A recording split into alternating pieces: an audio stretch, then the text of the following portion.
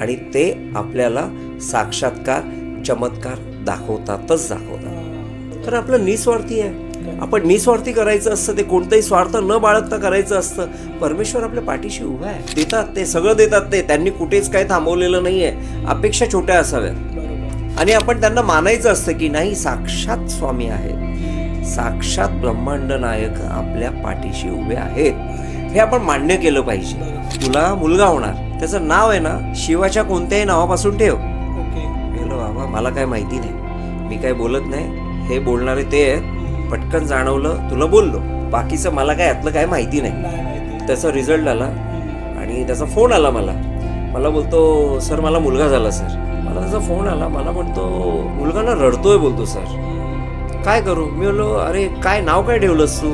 तो बोलतो एक अमुक अमुक नाव ठेवलेलं आहे. अरे मी बोललो, तो शिवप्रसाद आहे, त्या शिवापासून नाव ठेवायला मी सांगितलेलं होतं तुला.